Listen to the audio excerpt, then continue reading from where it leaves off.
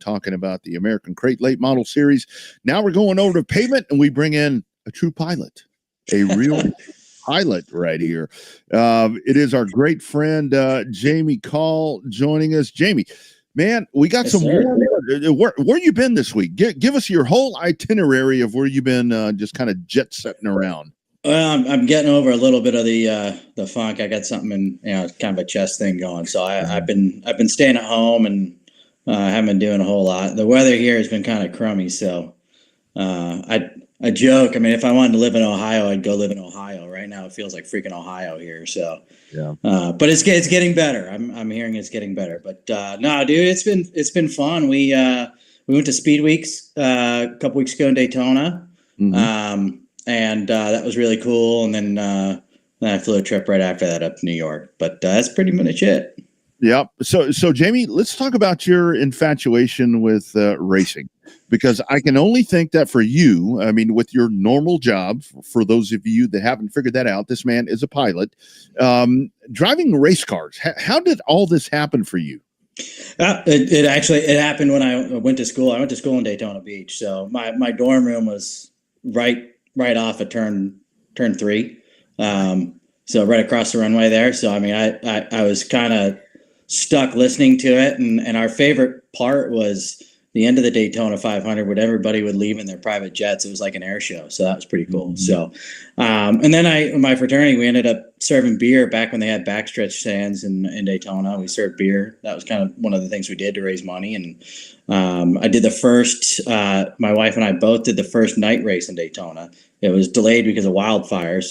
So it was the Pepsi 400. They ran it in October. And I just remember, Dale chasing Jeff Gordon pretty much most of the night. And I mean, I like that. That's pretty damn cool. So, so I started watching, and became a fan, went out to the short track here at Houston Motorsports Park, to, see what it was all about, and saw these Legends cars. And I'd heard, that's how a lot of people came up into racing. They started racing Legends and stuff like that. So I thought that was really, really cool. And they did the meet and greet on the front stretch. And I remember my son Austin got a picture taken with Bailey Curry. He was running, I can't remember. It was a white and blue Pro Mod. Yeah. And now we just watched Bailey Curry race a truck in Daytona. So that was kind of cool. So that's kind of how I got into it. And went out on a limb and bought a Legends chassis from Zach Knowles here in Houston, and brought it to the track and had no freaking clue what I was doing, and just kind of went from there. Famous last words, right? So Jaime, I talked to you in Victory Lane at Houston, probably going on now 3 years, maybe, give or take. Yeah, my mind is going as I get older. While since I've won. Yeah, it's well, not that it's been that while, but you were emphasizing that you definitely were going to make things better for the Legend cars. I think there was 3 or 4 cars that night, and you said there's only 3 or 4 cars right now, but there's going to be a whole lot more, and we're going to make this a whole lot better. Just wait and see what we're going to do, and you certainly have. I mean, I know Dane's involved in that, and the whole Texas Independent Racing crew, and everybody's into that. But you guys have really, it's a somewhat of a racing success story that we don't usually see that much anymore. But you guys really, with blood, sweat, tears, money, and lots of dedication, have made this racing happen in the Legends car class there at H&P. Talk about the growth of that series and what all you guys had to do to make that happen.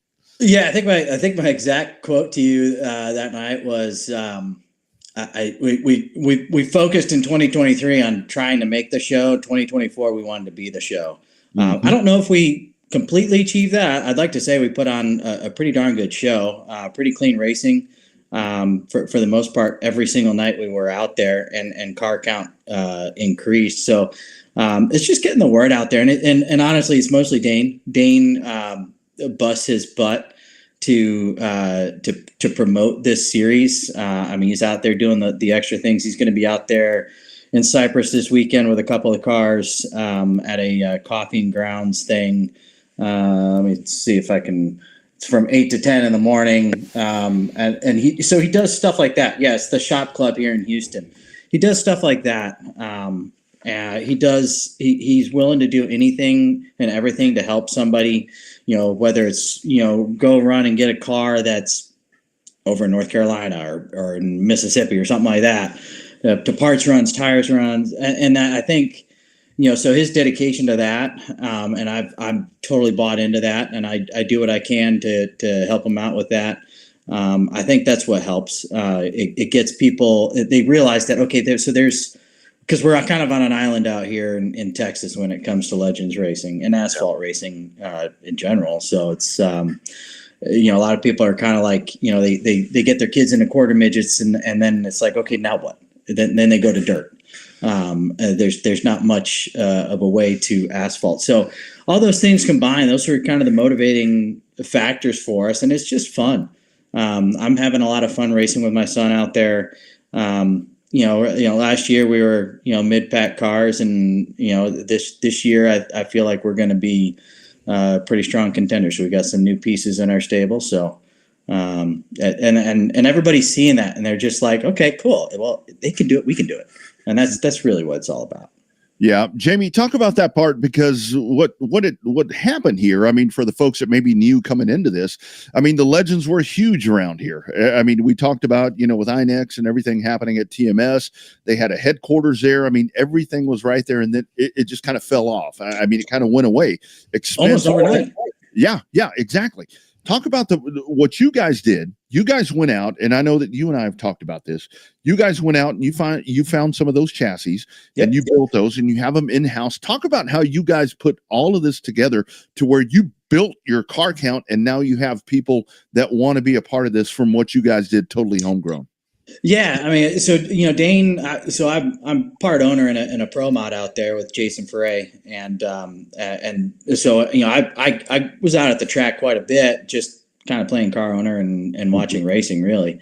And there was talk about bringing legends back, and Robert Foray, the crew chief on the pro mod, said, hey, I know you've got your legend in storage. Fill out this questionnaire thing. There's new track promoter, all this kind of stuff, and then then Dane and I got linked together somehow, and I think Mike Peters was the one that kind of introduced us, and it turned out Dane had a couple of chassis that he bought, actually 3 chassis from Buddy Gowdy, he was racing legends back in the day. Yeah, Man, that's old school. Yeah, so so we Dane and I got to talking, and so I pulled my chassis out of mothballs, and we found a motor to throw in it because it was just a roller at the time, and he had a shop up in Conroe. So we got 4 chassis, 3 functioning, and the deal we kind of struck was, well, okay, so that 3rd chassis we'll put my son in, and we thought that was a great idea until the first night of practice when he looped it off at turn 2 and backed it into the infield wall, and he learned what hitting a cement wall felt like. Nice. So that was kind of how we got our start. We just kind of going from there. And Dane's funny because he's constantly sending me ads for cars for sale. This, that. I mean, I don't know when the guy sleeps. He's just got so much energy for this, and we just kind of methodically went along, and we got a new chassis for Austin, got that built up. Dane got really good at doing engine swaps and stuff like that. We just kind of upped our game, and then the middle part of 2023, it got reunited with Christopher Hogan, who I ran Legends with back in 2013, 2014 before it died. And he was a freshman in high school when I ran Legends with him. Now he's married with a kid. So that's kind of cool, but he's still fast as hell. He was track champion last year, and he's our setup guy.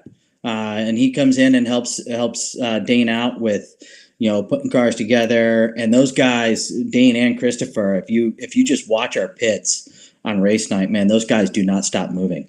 I feel like a complete slacker because I joke with Dane. It's like, something that takes me 2 hours to do, Dane can do it in 15 minutes. That's why I have no business wrenching on some of these cars. I can do little things, but so it's really a collaboration. And then it's just, meeting people in the pits, people that get pit passes or after the race, you just start talking to them. Heck, Tim Rasmussen in the number 17, I ran into him at a union meeting he's a pilot for Also a pilot. Yep. yeah. So it's like, it's kind of like we were just kind of standing in line waiting for food or something. I can't remember. And we were just talking about racing because I used to be a rep. People were asking me, so what are you going to do now that you're not a rep? I'm like, I'm going to go race Legends cars. And Tim's like, I've got a Legends car. I'm like, nice, cool. Let's talk. And so it's just things like that. And then, more and more people getting interested. Austin, my son, and my other son, Brandon, they race quarter midgets in Austin and San Antonio. And so we've got connections with those families there. And those kids, they grew out of their quarter midgets. So, you see Dalton Wayne out there and a couple other kids. So, I mean, it's pretty cool. And we got some really cool things set up for 2025. Yep. Jamie, the one thing that's cool about Legends cars is I used to go up to the quarter mile track for the summer shootout series at TMS when Rusty had it.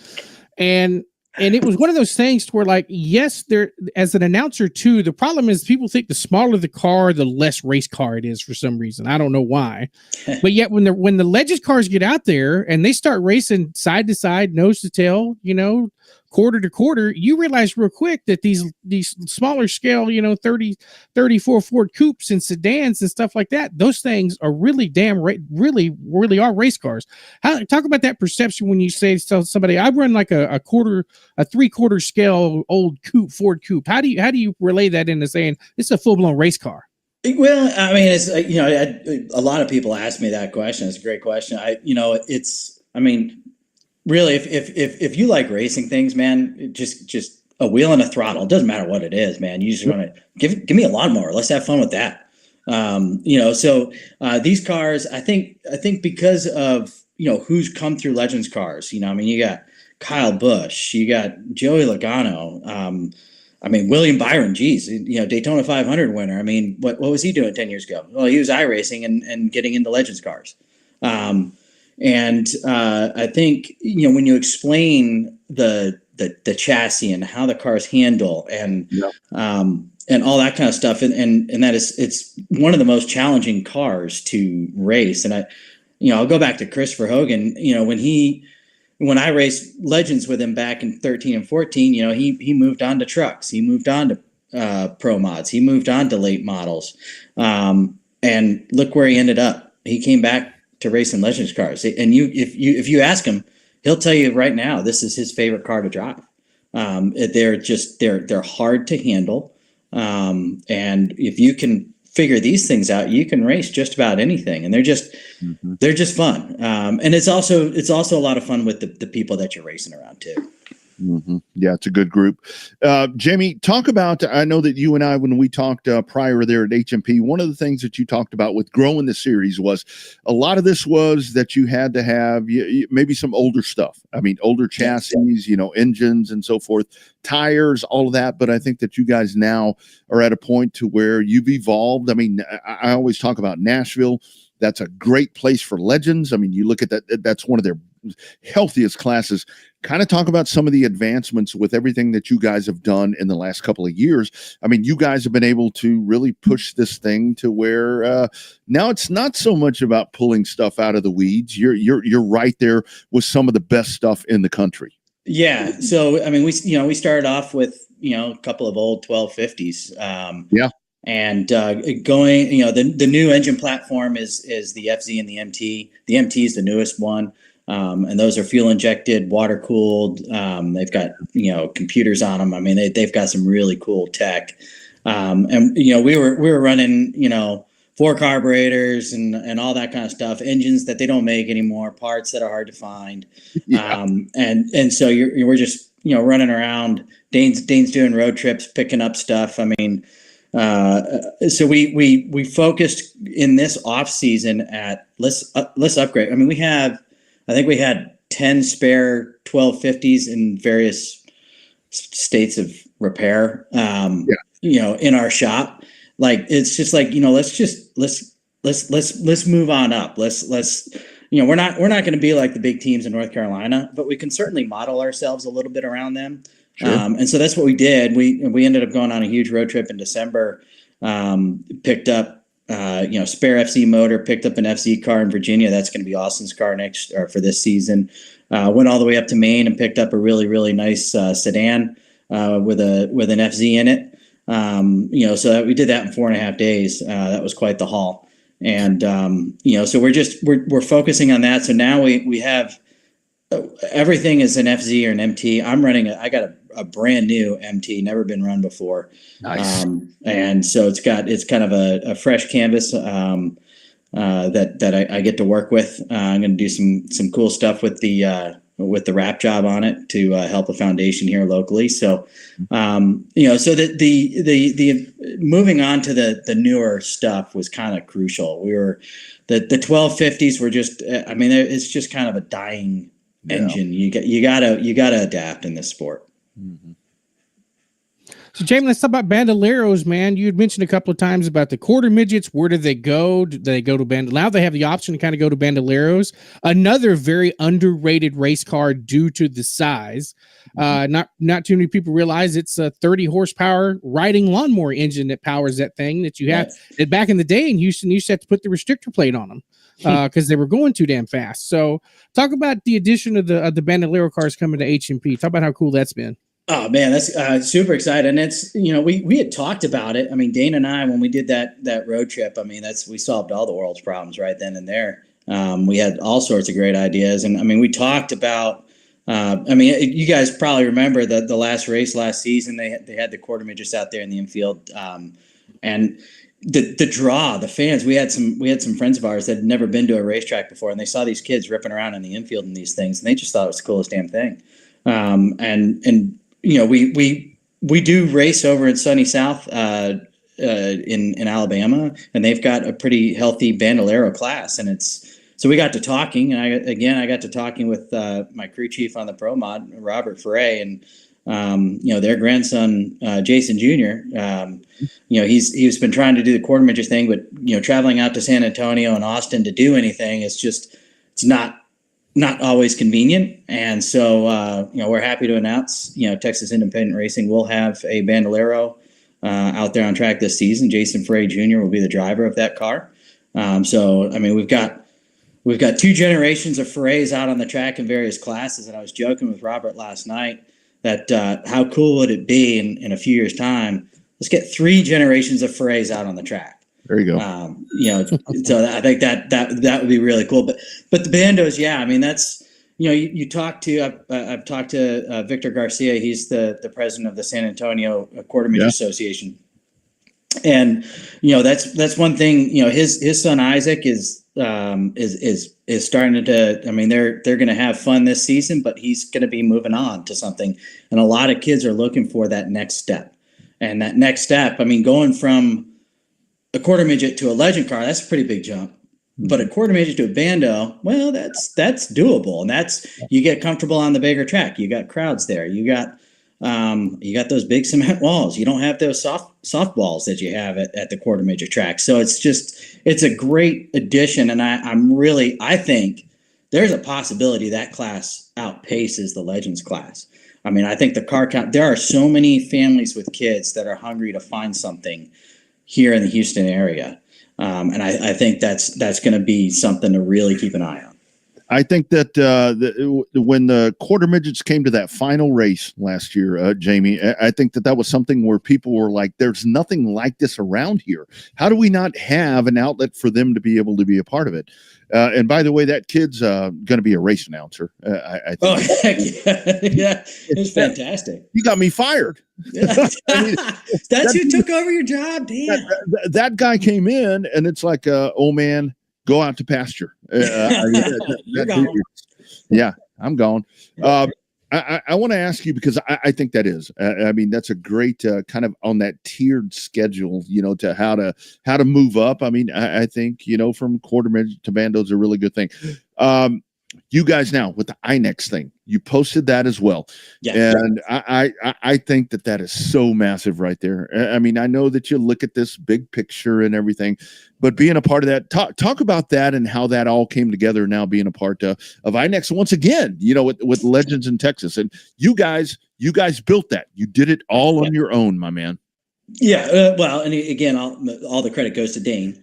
Dane, like I said, he works really hard behind the scenes, and we were toying with the idea last year, and the beauty about INEX is, it sanctions the track. It's one rule book. Everybody knows what they're getting into. I mean, because up until this point, we've just been kind of, I don't know, like an outlaw class. I mean, just kind of doing our thing. We've been using the INEX rule book as a guideline, but now it's official and there's points involved. So, people that want to come, to Texas, because we plan to do some traveling. You mentioned Nashville. We plan to do that. We plan to do Atlanta, and a few other tracks. Sunny South. We're really trying to build that partnership with them, and having those points paying races out there for people to come do makes it more attractive. I mean, there's also some insurance stuff like that covers us. Heaven forbid anything happens, but it's really it just makes it a more official thing. And I will point out the national race for INEX is in Las Vegas, October 23rd through 25th. And I mean, Houston is kind of, I mean, you just gotta, come on down to Houston on your way to Vegas, hit our October 18th race. That's and right. I mean, let's get it on. Let's see how we stack up against some of those guys that are racing out on the East Coast. That's what we want. We want to get people saying, man, Houston's got a good thing going. Man, we got to go check that scene out. That's right. So the INEX sanctioning really, really helps that. Absolutely.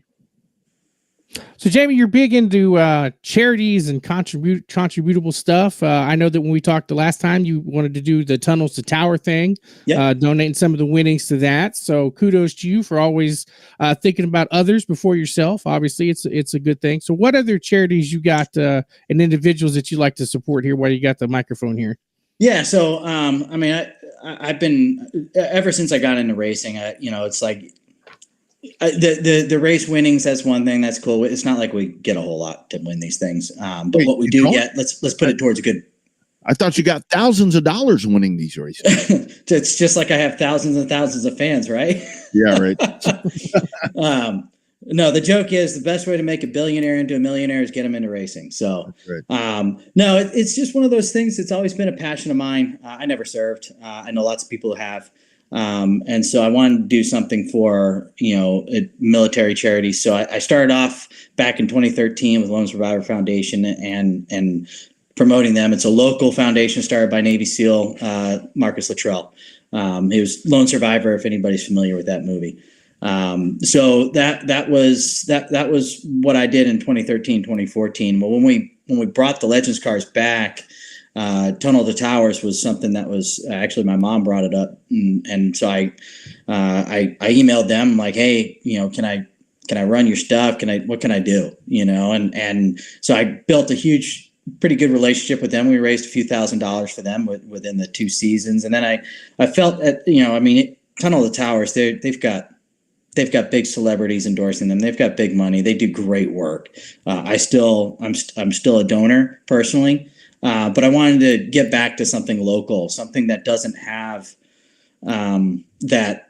They don't have that money to go out and get those big spots on Fox News, CNN, all that kind of stuff. So, so Operation Red Wings Foundation, which used to be Lone Survivor Foundation, they're based up in Huntsville, Texas, and what they do is they focus on the invisible injuries, the traumatic brain injury, TBI, post-traumatic stress, that sort of stuff, which a lot of our veterans, especially our special operators, they see a lot of stuff, and they get hit a lot, and there's so many movies and documentaries on it.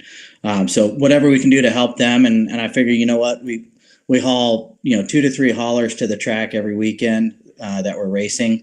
Those are big freaking moving billboards. Let's try to get something going there. Very least get something on the cars. Get people noticing that there are. If you're looking to donate, look at Operation Red Wings Foundation's local.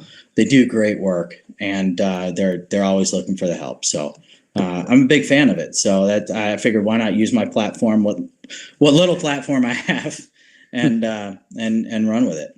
Yeah. Well, we can help you with that. So let us know how to help. Jamie, you talked about platform. How do folks find out more about Texas independent racing? You're not independent anymore. I know you still have that group, but kind of talk about where folks find you. Right now, Facebook, Texas Independent Racing on Facebook.